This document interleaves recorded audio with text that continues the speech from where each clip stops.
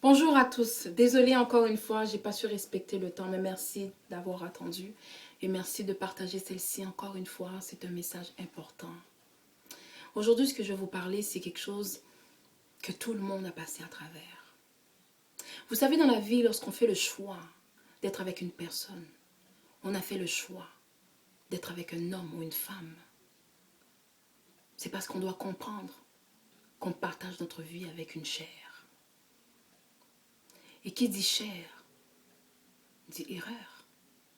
Qui dit chair, dit trahison. Qui dit chair, dit blessure. Cette personne-là, tu lui as donné ta confiance. Tu lui as tout donné de toi. Que ce soit un homme ou une femme, je parle aux deux. Tu as fait des sacrifices. Tu as donné du temps, de l'amour, de la patience. Mais elle te trahit, elle te blesse et elle trouve plaisir à te voir souffrir.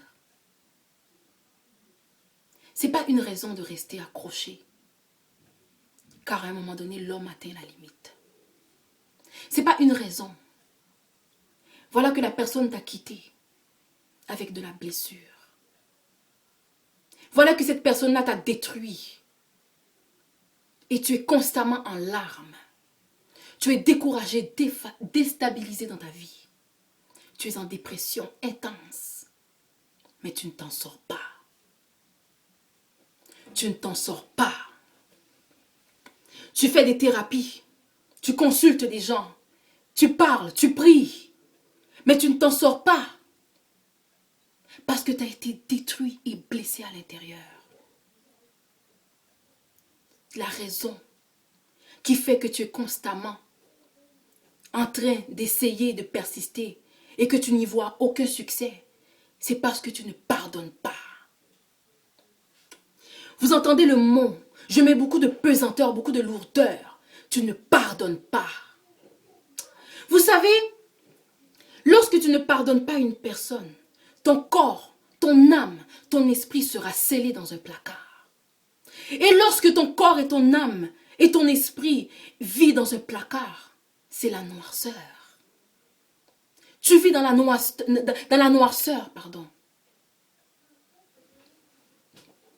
Et lorsque tu vis dans la noirceur, tel qu'un aveugle, tu échappes à des opportunités.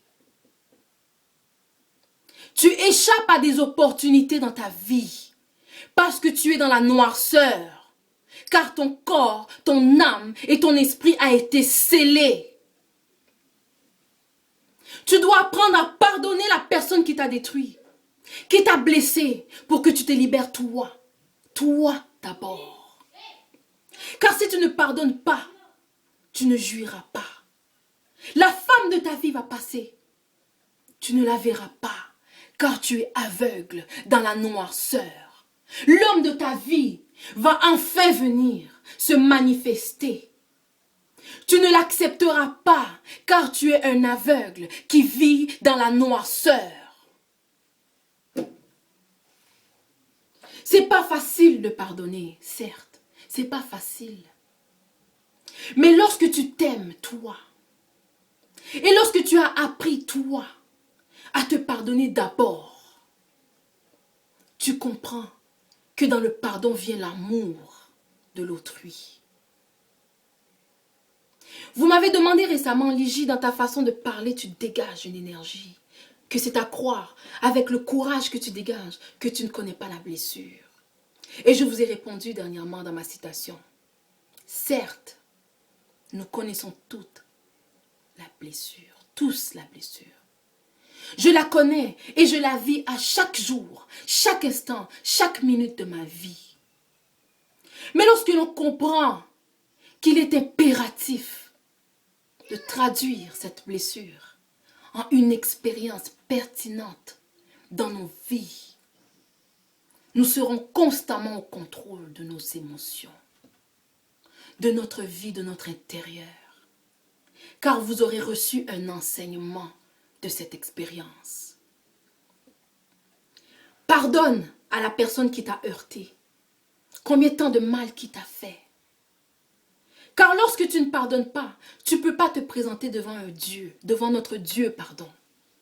devant notre Dieu et lui implorer le pardon de tes propres péchés. Non.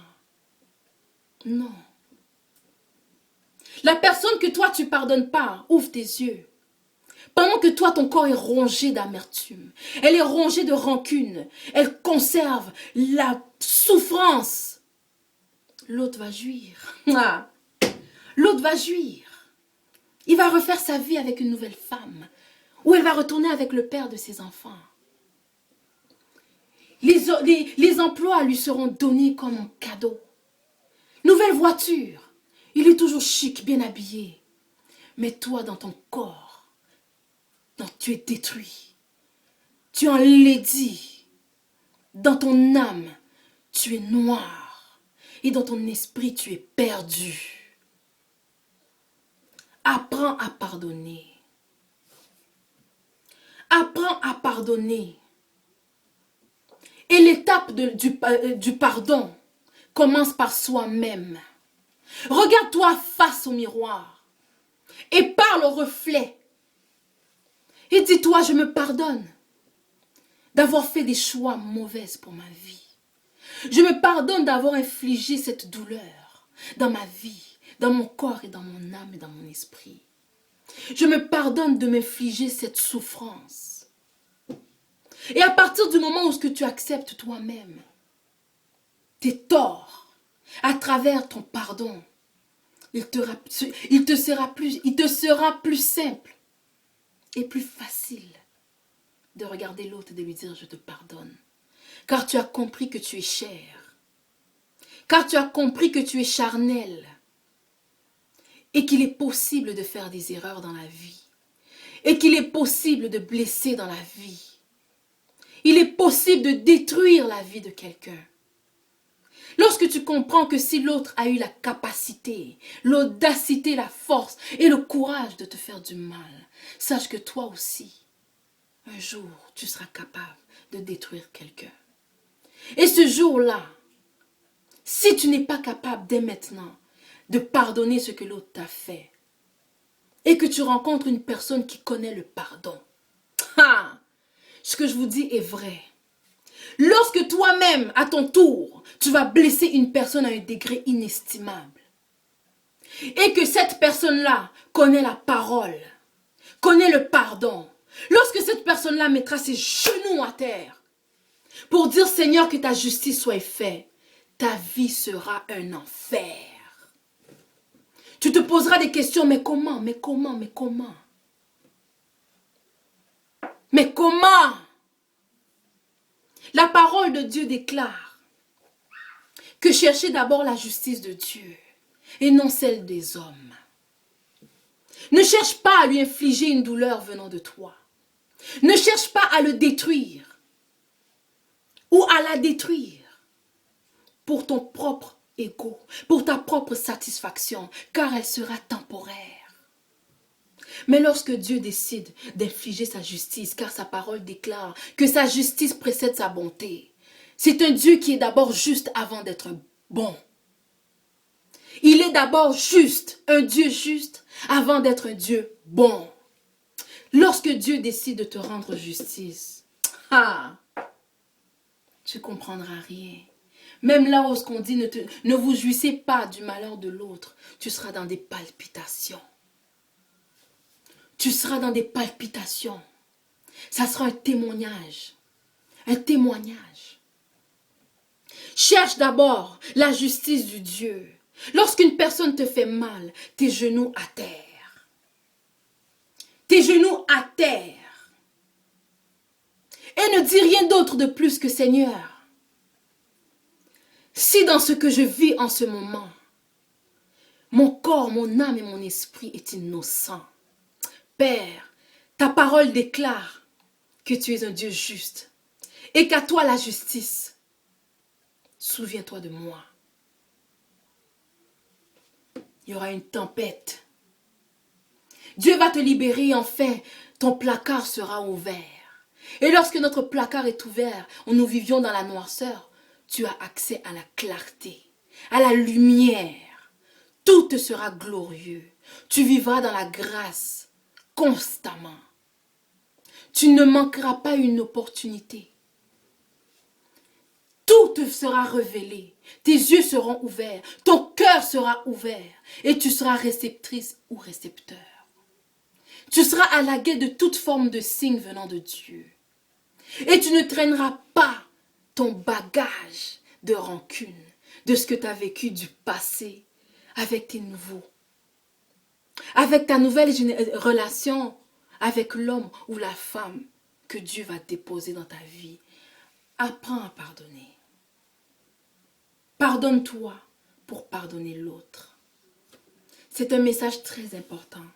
Vous savez, souvent, on se pose des questions mal placées. Souvent, on se victimise, si ça se dit. On se rend victime des choses et on oublie de se regarder soi-même. Eh bien, je vais vous dire quelque chose. Dans la vie, lorsque tu pointes le doigt à quelqu'un, regardez-moi de côté. Lorsque je pointe du doigt une personne, l'index va vers celui que je juge pour ses torts. Mais le pouce revient vers moi. Think about it. Apprends à pardonner.